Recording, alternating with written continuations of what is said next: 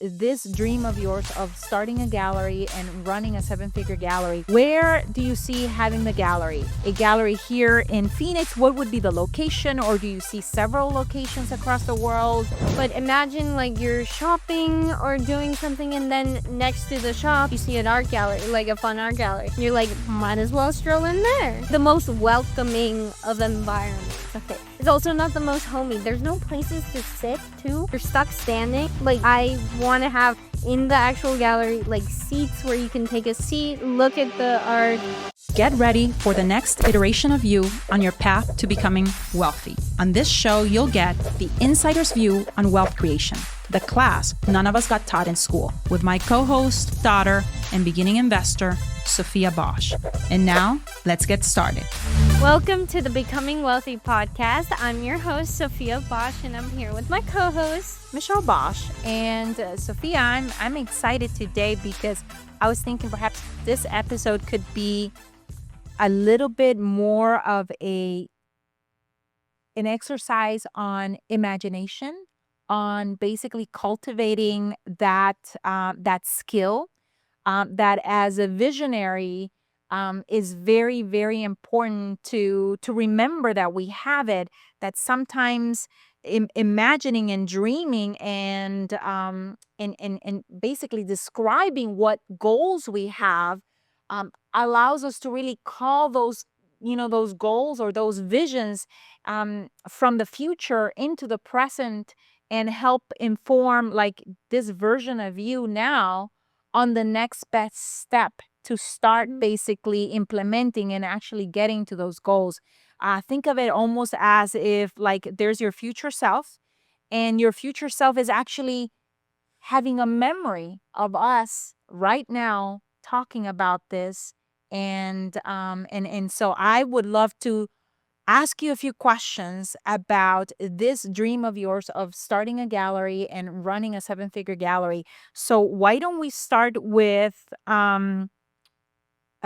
me asking you some questions, and then you can just basically just from the very first thing that comes to mind, basically start just verbalizing what you're seeing or what's coming to mind. So do you see yourself, where do you see having the gallery? A gallery here in Phoenix? What would be the location? Or do you see several locations across the world? I see several locations across the world. Okay. Maybe some here, or one here in Phoenix, possibly in other bigger cities in the US, and then also throughout Europe. Okay. What are some cities that come to mind? Let's just dream build, man. And let's just like whatever feels like that it would be amazing, places to be in. I think Phoenix, specifically Scottsdale. Okay. What about internationally? Internationally, I would say somewhere Paris. Whoa, Paris would be Paris fantastic. would be fun. London, maybe, Uh-huh. would also be fun. I think also somewhere in Germany, maybe a bigger city, Berlin, Frankfurt, something along those lines. Yeah, Berlin definitely has a crunch for it. Yeah, they do. Possibly, Milan. Yeah, that would be another fantastic city. Okay, so you see yourself, 10 years down the road, and you basically see yourself having a model where you have different locations. Do you think that this is something where you would buy existing galleries in those locations, or do you would come up with your own brand? I think to start off, it would be good to buy an existing gallery. Okay. Just as is, and then once you establish that gallery, I don't think you have to go out and buy another gallery. Okay. Another brand. I think from there you could just start creating it, because ideally with that first gallery that you buy, the physical space, or you don't have to buy, you can rent the space. No, I'm talking about just buy out the gallery. Okay, Like the business of the the gallery. business of the gallery. So you Yeah. have all the things in place already. Mhm. Ideally, if they did a good job, Mhm. like systems in place. Ideally, they're repping some good artists or not, Mhm. but you just rebrand that in Okay. a sense Okay. to your own, and then just open other galleries Okay. with your brand now. Okay. Okay. So you're kind of like franchising model. Yeah. Okay. Okay. So I wanted to start with physical location and places because I feel that there's when we're trying to bring something from like that is invisible right now and into making it visible, Yeah. that the at least for me, my mind can really get behind a location because that's really 3D. And specifically location to elaborate on that. Uh-huh. There's in all cities, in all big cities, there's this main like artist row. Uh-huh. I don't want to be. I don't really want to be in that artist row. Okay. Because you have so much competition there, and no one really. People go down there, yes, of course, to see the art and buy the art, but there's so much competition on that road. Go where the people actually are that give you publicity, things like that. Okay. Because normally the idea behind that, Sophia, is that The people that attracted to that area can buy the pieces. I understand. not only that can buy the pieces, but if there's a conglomerate of several galleries, people know that this is Gallery Row, and therefore they look specifically for that space, for that area, But if you want something more unique and you don't want to really stand out, I can see also why you want to not be also there and make it more of a kind of like a different immersive experience. I want it to be different. Yeah, make it. I don't think. Yes, I personally love going down those rows, but imagine like you're shopping or doing something, and then next to the shop, you see an art gallery, like a fun art gallery. And you're like, might as well stroll in there. Uh-huh.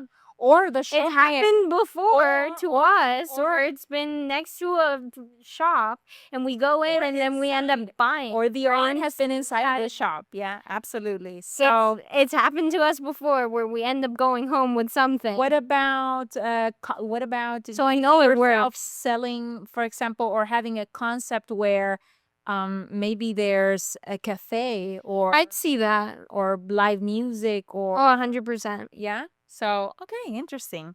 Now so like a loungy type of situation. Yeah. Yeah. I can see you.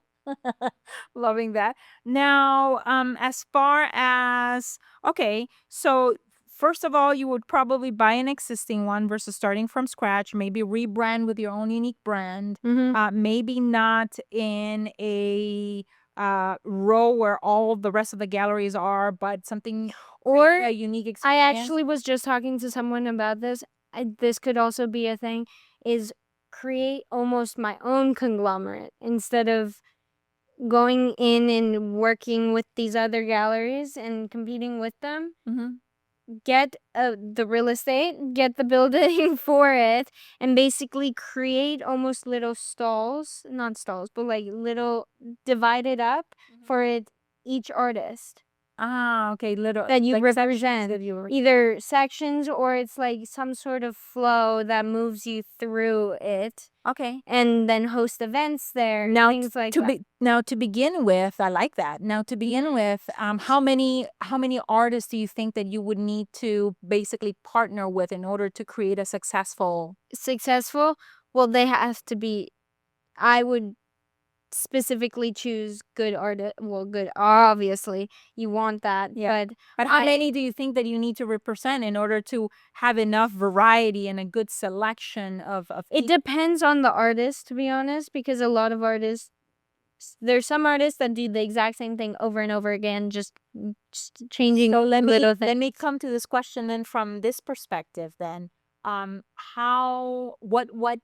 do you think that you would restrict your gallery to a specific genre or type of art? Like, would you? I'd say would you incorporate more than just paintings, but sculpture? Yeah. Would it be modern? Would it be traditional? Would it be Native American? Would it be? You know what I mean? I would do. She's like, oh.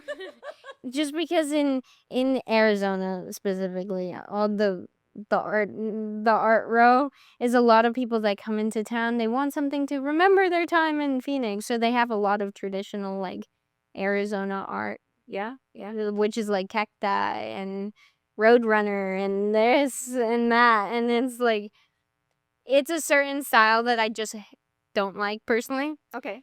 I'd say more modern, Okay. more. I personally like fun, bright colors Okay. Okay. in like a very simple white space Okay. or black. Yeah. White or black? Oh yeah. But Now, what about price points? What do you think is I the think you price? need a good range of price points. Okay, so tell me, like, what, like pieces starting at If what? we're just going all the way, Yeah, like think about it. You're trying like to biggest you're vision, you're biggest trying to vision. accomplish as being an art gallery that books over ideally over 7 figures in revenue, multiples, you know, 7 figures in revenue, so that you can actually walk away home like in your pocket with So a I'd million say- dollar profit.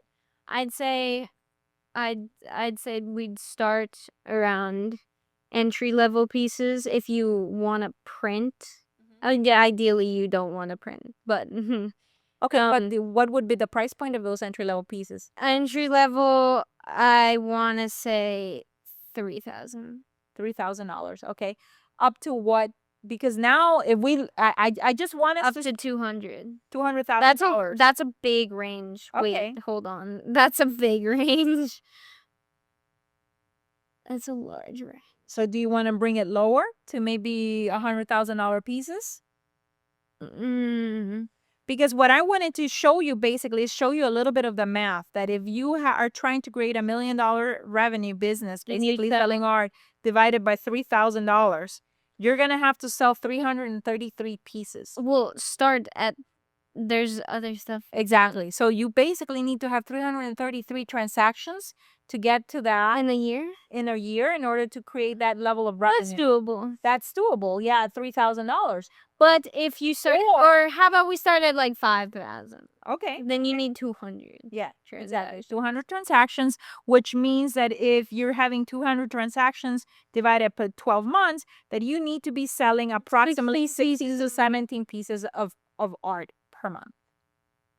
And that's just the starting entry level. That's not counting people that probably might buy. So now let's talk about your ideal clients, who your ideal buyers are. Ideal buyers, well, it sounds bad, but people that have the money. Discretionary income. How would you go about? Because actually Jessica Rhodes, who came on the podcast a few episodes back, she had some idea. Remember, what was that idea? To go specifically towards people that want to invest. Usually people that want to invest. People interested in alternative investments, such as real estate. Because art is a really good place To park some of your park some of your cash. Plus, it looks good on your wall in your house. Okay.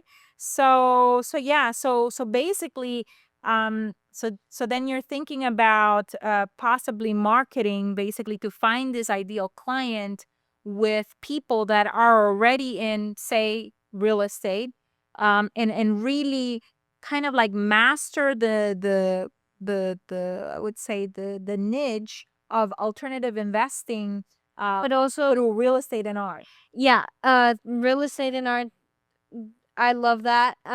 Also, if they would want to invest, a lot of those people though, I will say, have that mindset of what is my return on investment? Like, what is my return? So I would have to ensure then, if they buy one of the $5,000 pieces on the lower end, that the artist is getting good publicity, more in prices, more. That artist is being sought after even more, so that we could raise those prices, and then you have already some not attainable, but like there is return already. Yeah, pieces where Value. basically the value is going up. Yeah. Yeah. So it would be then my job to do that. Okay. Because if I decide to really go after those specific type of people, I would.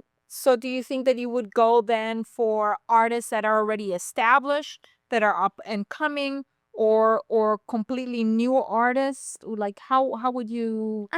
I think it's good to have some already established artists in your gallery, just because they've those established artists, if you can get those people into your gallery, it attracts a lot of eyes onto your gallery, because those people pick and choose which galleries they are represented in. A lot of the times, once they get to a certain level, they don't need to be in galleries.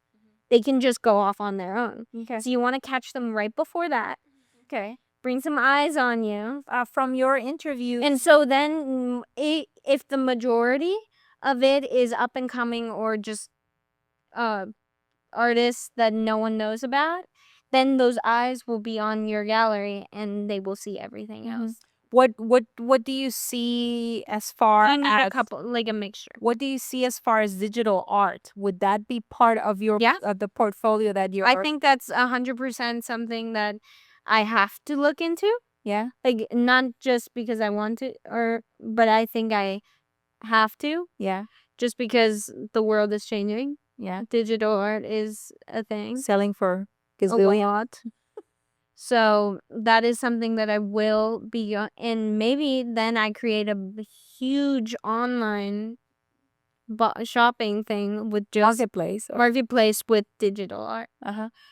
So let's think about this marketplace. What kind of feeling would it be? Super luxurious? Or the actual gallery. Which Both, because remember, you're now creating a brand that is going to have brand presses online, and it's going to have physical brand presses. So how this applies to both. Okay. My biggest thing when it comes to museums, I've always felt comfortable in museums and galleries, but some galleries are so intimidating. They're so scary to walk into. Why is that? Because it's just this big painting on a white wall with some scary looking lady in the corner. What do you mean on by her scary looking? computer, just saying, "Hello, if you need any help, if you have any questions, let me know." Like, just typing away on her computer. Like, it's not the most welcoming of environments. Okay. It's also not the most homey. There's no places to sit too. Yeah. You're stuck standing. Like, I want to have in the actual gallery, like, seats where you can take a seat, look at the art. I did Maybe the furniture could be art too. Again, like funky looking stuff. Beautiful design. Exactly. So you look at the art. Maybe we do it a style where you like look around, get a coffee. I don't know. Okay. Like, maybe I do it in a sense where it's like I guide you through something. You look at Some the kind of an art. experience, yeah. I don't know. I really don't know. But Well, we're want- basically dream building here. We're just I want it to be the most. Yes, you're still there for the art, but I want it to be very, very welcoming and not make you feel like you're not meant to be there. Even if you don't have the money to be there, I still want you to get to look at the art, like feel welcome to go into those places. Okay, so we're now 10 years into the future. This is, what we have resolved. Now I want us to go even further out. And that means that you're not a 27-year-old, but you're a 37-year-old woman. And now you have offices in London, maybe in Paris, maybe in New York, maybe in Scottsdale. And what do you see yourself doing? Like, what does your typical day look like? I think my typical day, ideally, I would have people working there, so I wouldn't be. So there's these 4 or 5 locations across different time zones. Where are you living? When you wake up, what are you doing? What kind of like exhibits are happening? Like, let's just dream build. Ideally, I would want to be able to go into the gallery. Into one of them. Into Because one of them. now you have 5 locations, and basically you have 5, that's it. Yeah. Can you imagine? So that's playing. So now and you have basically a manager in each location, right? Helping you manage this. And is there a grand summit or exhibit that you're putting together, where all 5 maybe artists Well, from I all do 5 want to eventually get into like be a good big enough art gallery where you get into like the Art Basel or Art Basel Miami, things like those big exhibits. I would love to do that. I would love to attend it just now. Okay. But in the future I want to showcase stuff there. And when you showcase in places like that, what does that mean? Is it just for status, or is that to find buyers, or to do both? Okay. Both. Get your name out there. But if I could create something like the Art Basel that is just like, Yeah, people flock to it. Yeah. Now, your buyers, they're art collectors, they're everyday people, or are they like big institutions? Do you have partnerships perhaps with interior designers that build multi-million dollar homes, or 100%. Like Garrett. Yeah, absolutely. Like, yeah, I would be. Put some art in their houses. The house, they create houses perfectly ready to sell. Yeah, and They just have their art in there. But what I was so that's one thing. If you create luxury houses with all my art in there ready for buy, like, Yeah. Since we're already 20 years into the future, though, perhaps that's already happened. That's already happened. And now, do you see perhaps some of the art being exhibited like at an Empire State? I don't know, like, or maybe some digital art in Times Square in New York, or Like, and like on the side of like projected upside buildings and just created the whole city. Ooh. No, I'm just thinking. I see something in my mind, but I don't know how to describe it. Okay, But it's there. it's there. Okay. Can you try to describe a little bit at least? I already did. Okay. No. Okay. I got you. Okay. So I don't know how to really describe it. So right now we basically went through an exercise of, you know, bringing in some description into the goals, anchoring those goals with something physical, also with something online, like a website or a brand that we need to create and start getting a feeling for in terms of platform. Yeah. Where Exactly. So we've gone through that exercise. We've gone through the exercise of identifying what kind of client, what kind of artist. We've also discussed a little bit. We did talk about the price points. What else did we talk about? Whether it would be a franchise concept or an independent concept. We talked about the kinds of artists and partnerships that you would have to make. We've talked about the math, a little bit of the math. When we talked about the price points, we did a little bit of quick math as to, okay, if I am trying to build in revenue, 7 figures in revenue, $1 million in revenue, and book it in my gallery in my very first one, profit revenue to begin with, and yeah, what kind of, how many transactions do I need to be selling, and what kind of art? And that's when you started going from, okay, I don't want my minimum to be 3,000, I want my minimum to be 5,000. I actually do, maybe in the future then, maybe I have to start with lower price art just because. Is that a preconceived notion? Yeah, that might not be true. Maybe I start with higher price art to get just something going. And higher price. But I also fully believe in that a lot of people don't buy themselves nice art just because it's so expensive. And so if you can somehow create like nice art, or maybe once the gallery is established, you can invite upcoming artists with lower prices. entry points. and then people can therefore buy Yeah. that.